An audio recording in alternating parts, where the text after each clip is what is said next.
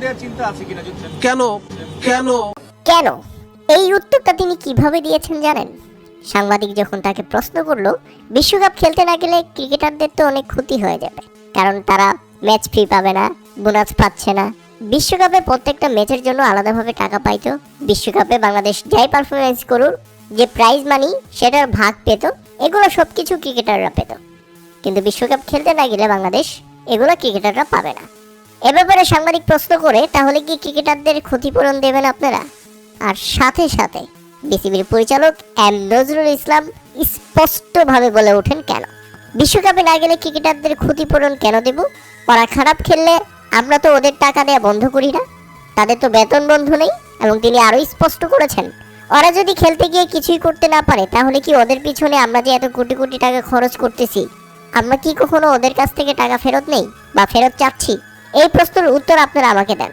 তার কথা শুনতে খারাপ লাগলেও তিনি কিন্তু একেবারে খাঁটি কথা বলেছেন। বিসিবিতে এই প্রথম কোনো লোক যিনি ক্রিকেটারদের ক্ষতিপূরণ নিয়ে কথা বলেছেন এবং সবাইকে স্পষ্ট জবাব দিয়েছেন। তিনি কোনো কিছু গোপন রেখে কথা বলেন না, তিনি স্ট্রেট কাট কথা বলেন। আপনার কাছে শুনতে খারাপ লাগতে পারে, আপনার কাছে শুনতে ভালো নাও লাগতে পারে, কিন্তু তিনি যে কথা বলেছেন সেটা একেবারে খাঁটি কথা। বিশ্বকাপ খেলতে গিয়ে ক্রিকেটাররা টাকা ঠিকই পায়, কিন্তু পারফর্ম করতে না পারলে আমরা কিন্তু তাদের কাছ থেকে সেই টাকা ফেরত চাই না, বা ক্রিকেটাররা কিন্তু এর মধ্যে কোনো দায়বদ্ধতা দেখায় না। আর এবার বিশ্বকাপ, যেখানে বাংলাদেশের মর্যাদা সম্মান জড়িত, আর এবার যদি বিশ্বকাপ খেলতে না যাই, তাহলে ক্রিকেটারদের ক্ষতিপূরণ দেওয়ার প্রশ্ন কোত্থেকে আসে?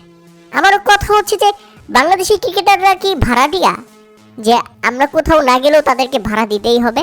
তারা কি দেশের জন্য খেলে না, নাকি সবগুলো হচ্ছে দালাল আর সবগুলো হচ্ছে ভাড়াটিয়া? অথচ পুরো দেশ, পুরো জাতি এই ক্রিকেটারদের নিরাপত্তা নিয়ে চিন্তিত।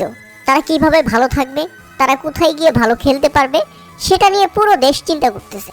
আর কিছু সাংবাদিক এবং ক্রিকেটাররা চিন্তা করতেছে তারা কিভাবে টাকা পাবে বা কোথা থেকে টাকা নেওয়া যায়। বিশ্বকাপ খেলতে না গেলে তাদেরকে ক্ষতিপূরণ দিতে হবে, মানে একেবারে মামাবাড়ির আবদার।